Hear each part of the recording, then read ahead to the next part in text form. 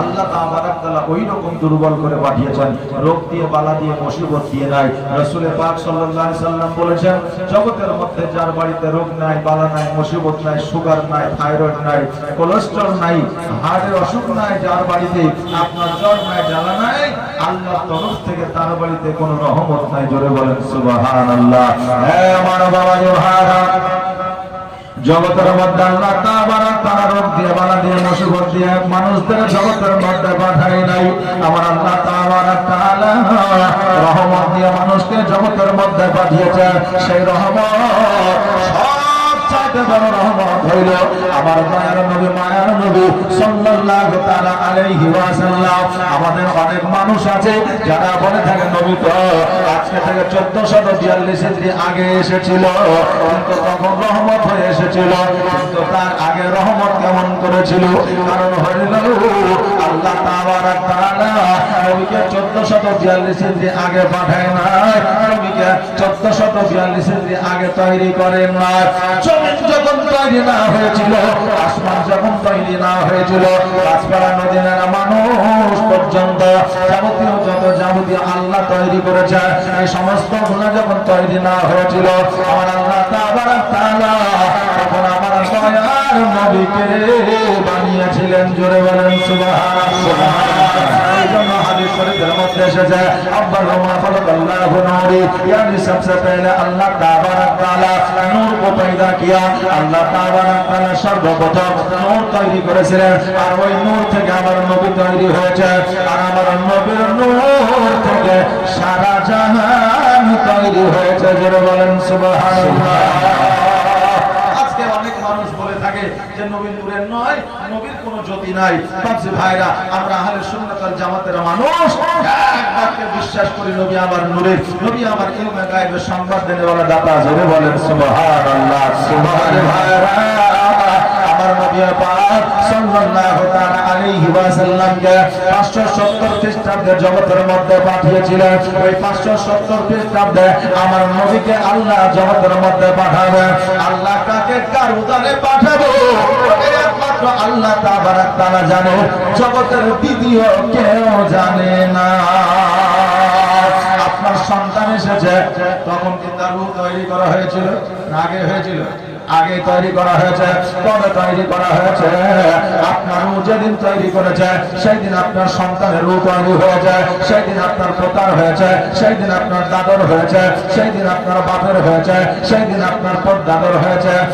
এক কথায় আব্বাল থেকে আখের পর্যন্ত যত বান্দা জগতের মধ্যে আসবে, সকলের রূপকে একদিনে আল্লাহ তৈরি করেছে। জোরে বলেন সুবহানাল্লাহ। কিন্তু আমাদের ভাইরা, প্রত্যেকের একটা করে সিরিয়াল আছে, সিরিয়াল মোতাবেক জগতের মধ্যে আসবে। আসার সিরিয়াল আল্লাহ তৈরি করেছে, কিন্তু যাওয়ার কোন সিরিয়াল নাই। আসার সিরিয়াল আছে, কিন্তু যাওয়ার সিরিয়াল নাই। বাবারে ভাইরা, ও আমার মা বোনেরা, জীবনের ব্যবস্থা করেছেন, একটু কান দিয়ে শুনবেন। যে কানের সাথে সাথে একটু মনটাও লাগাবে, আর মন যদি না লাগে এক কান দিয়ে ঢুকবে আর এক কান দিয়ে বাইর হবে। ঠিক আছে? দেখবেন আপনি কারো কথা শুনছেন, মনটা অন্যদিকে আছে, কথাগুলো শুধু কানেই যায়, কিন্তু শুনতে আপনি পান না। এই জন্য মন থেকে শুনবেন। বাবাজি ভাইরা, আমি যে একটা বলতেছিলাম, আমার দয়ার নবী, মায়ার নবী সাল্লাল্লাহু তাআলা আলাইহি ওয়াসাল্লামকে মানুষের রূপ তৈরি করার আগে আমার নবীকে তৈরি করেছিলেন। ও বাবাজি ভাইরা, কাকে কার উদরে পাঠাবে, কাকে কার গর্ভে পাঠাবে, এটা একমাত্র আমার আল্লাহ তাবারক তাআলা জানে। আমার আল্লাহ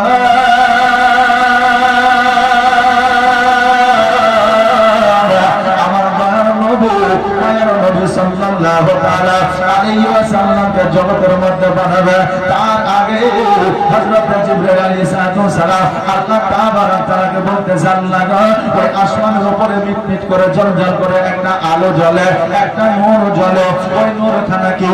আমার আল্লাহ তাবারক তাআলা বললেন, ও জিবরাইল শোনো, ওই নূরখানা কতদিন থেকে দেখছো? ওই জ্যোতিখানা কতদিন থেকে দেখছো? জিবরাইল বলে, আল্লাহ, ওই নূরখানা, ওই জ্যোতিখানা আমার যতদিন থেকে জন্ম হয়েছে ততদিন থেকে ওই নূরখানা, জ্যোতিখানা আমি দেখতে পাই। আল্লাহ বললেন, জিবরাইল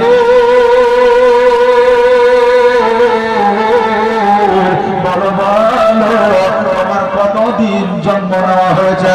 হযরত জিবরাইল আলাইহিস সালাম বলে আমার প্রায় মোটামুটি 70,000 বছর হয়ে গেছে।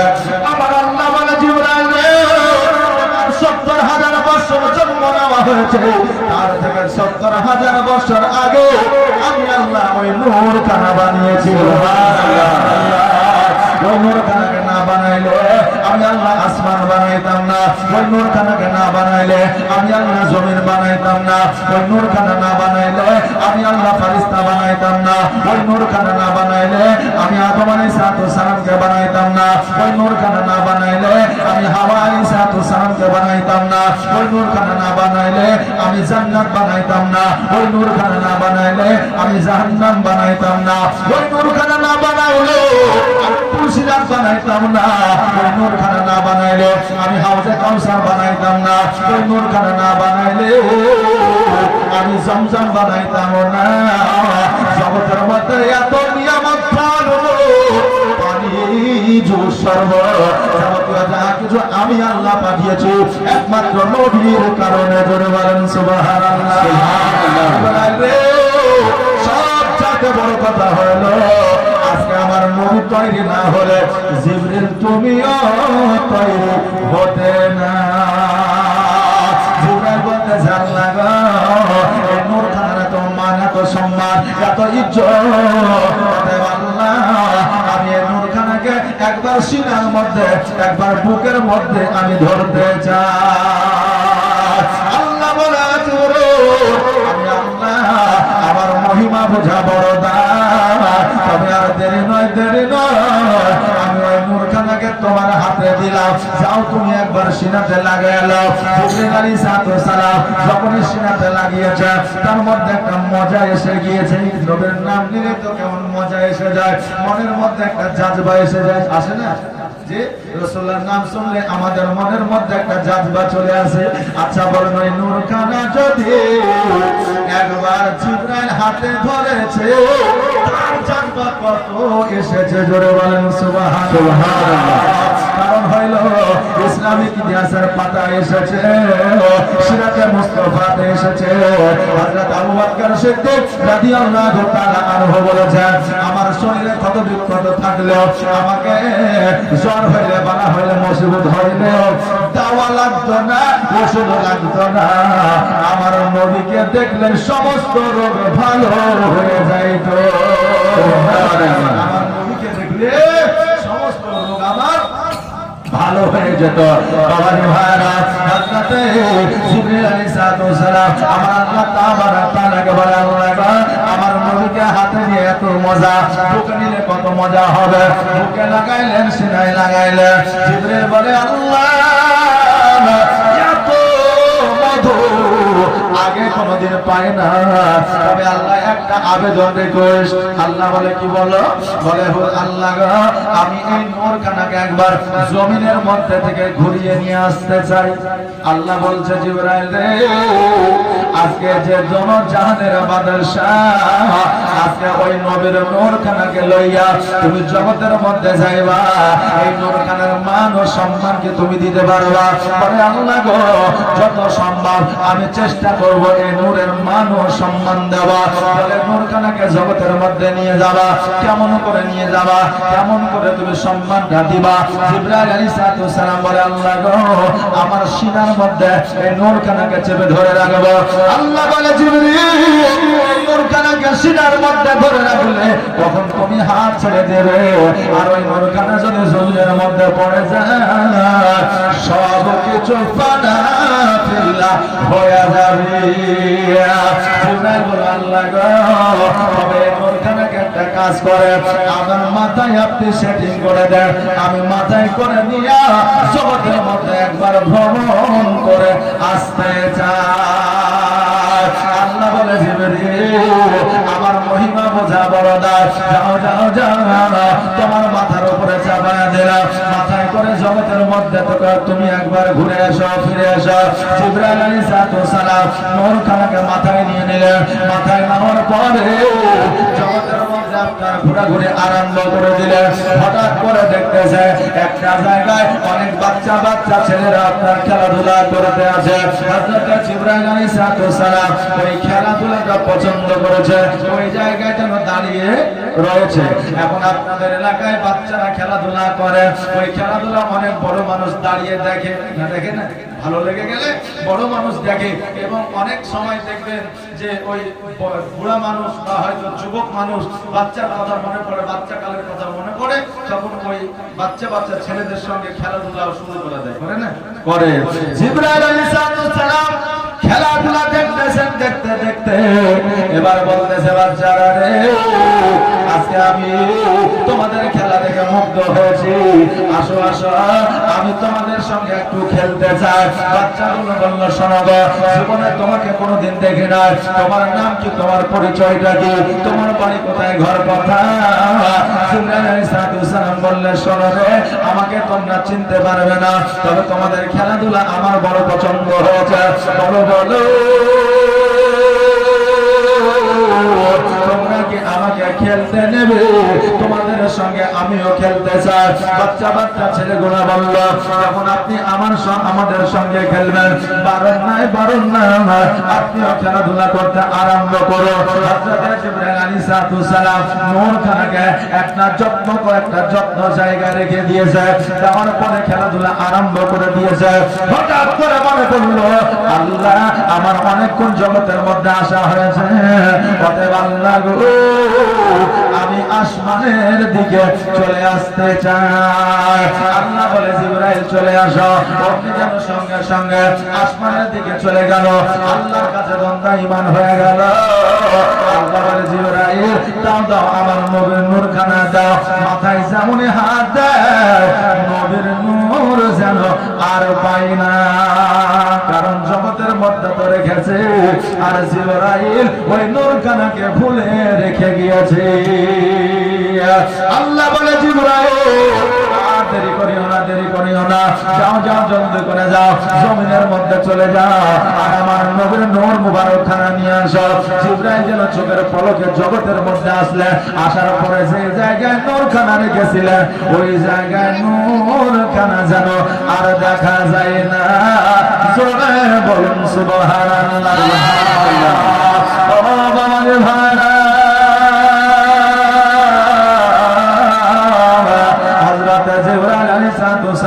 প্রত্যেকটা বাচ্চাকে জিজ্ঞাসা করে, বাচ্চারে বলো বলো, আজকে এই জায়গায় আমি একটা নূর রেখে গিয়েছিলাম, ওই নূরখানাকে তোমরা পেয়েছ? সকল বাচ্চা বললো, না পাইনি। তার মধ্যে একটা 6 বছরের বাচ্চা, বড় ওই বাচ্চাটা বলল, আমি নূরখানা পেয়েছি, তবে ওই নূরখানা কি, আলোখানা কি, আর তুমি বা কে? যতক্ষণ পর্যন্ত না বলবা, ততক্ষণ পর্যন্ত আমি তোমাকে নূর দেব না। 10টা বাচ্চার মধ্যে দেখবেন একটা বাচ্চা চালাক থাকে, চতুর থাকে, থাকে না বাবা? থাকে।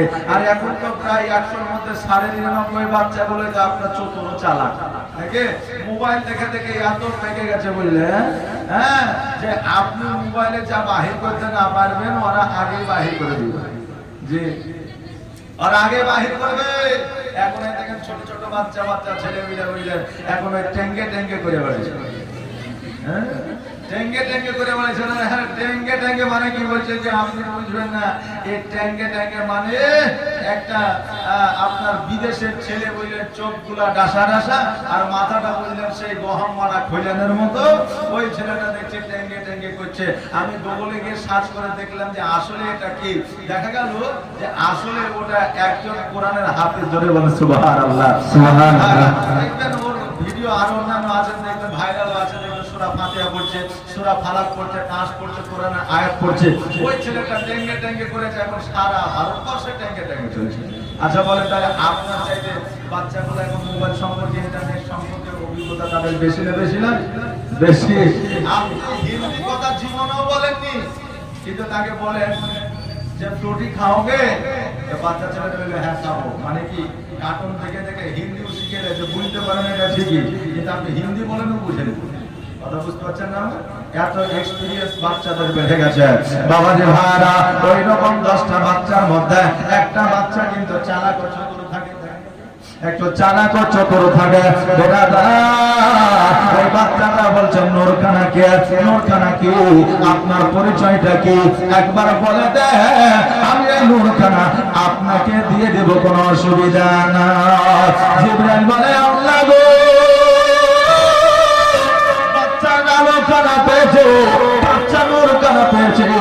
আমাকে অতক্ষণ পর্যন্ত দেয় না, আমার পুরো ডিটেইলস অ্যাড্রেস না বললে দেবে না।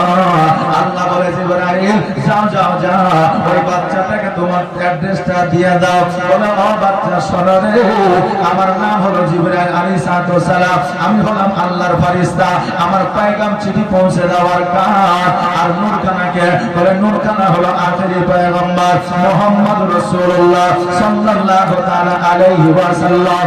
এই নূরখানায় হবে মুহাম্মদ, যে জগতে আসার পরে মানুষের জন্য রহমত হয়ে আসবে, সকল মানুষের আপনার জ্বালা যন্ত্রণা দূর হয়ে যাবে।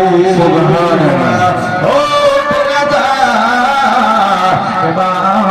ওই বাচ্চা বলল শোনা গো, এই নূরখানা যদি আখেরি পয়গম্বর হয়, এই নূরখানা যদি মুহাম্মদ হয়, এই নূরখানা যদি আহমদ হয়, এই নূরখানা আমি তখনই তোমাকে দিব যতক্ষণ তুমি ওয়াদা না করবে এই নূরখানার মা আমি হতে চাই। জোরে বলেন সুবহানাল্লাহ।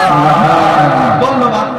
শোনো, এই নূরখানা আমি পেয়েছি, এই নূরখানার মা আমি হতে চাই। যদি তুমি ওয়াদা করো তবে আমি এই নূরখানা তোমাকে আমি দেব, তার আগে দিব না। জিবরাইল বলে আল্লাহ, অতি বড় মানবের কাছে, বান্দার কাছে আমি বড় ফাসাদে পড়ে গিয়েছি। আল্লাহ গো, এই বাচ্চা বলতেছে এই বাচ্চাটিকে এই নূরখানার মা বানাইতে হবে, তবে এই নূরখানা আমাকে দেবে। আল্লাহ বলল জিবরাইল যাও যাও যাও, তুমি ওয়াদা করে দাও ওই বাচ্চাটা আমার আখেরি পয়গম্বরের মা হবে।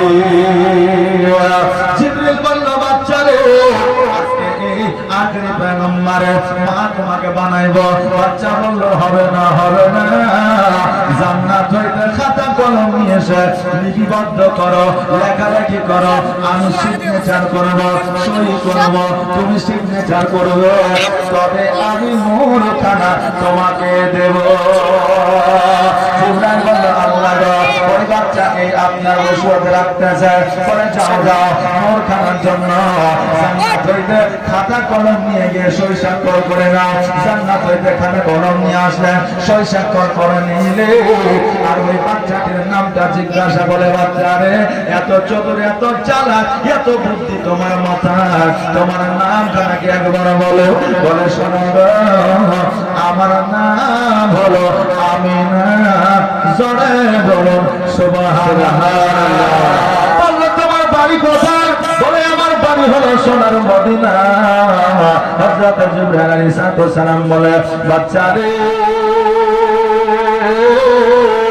আমি হযরত জিবরিল কথা দিলাম আগামীতে আমার নবী যখন জগতের মধ্যে আসবে আমার নবীজির মা হবে তুমি। জোরে বলেন সুবহানাল্লাহ। জিবরাইল আলাইহিস সালাম নূরখানা লইয়া আকাশের উপরে গেল। যাওয়ার পরে জিবরাইল যেন থতমত খাইয়া আল্লাহ দরবারে বলতেছে আল্লাহ গো, আমার বড় বেয়াদবি হয়ে গেছে, আল্লাহ আমাকে আপনি মাফ করে দেন। আল্লাহ তাআলা বললেন ও জিবরাইল শোনো রে, আমার নবীকে কার উদারে পাঠাবো, কার গর্ভে পাঠাবো? আমি আল্লাহ এটা ঠিক করার জন্য আমি তোমার মাধ্যম দিয়া আমার নবীর নূরকে জগতের মধ্যে পাঠিয়েছিলাম। আজকে যার উদারে পাঠাবো আমি আল্লাহ সেটা ঠিক করে নিয়েছি, সে তার নাম হলো আমিনা। এটা হলো আমি আল্লাহ আমার মহিমা বোঝা বড় না।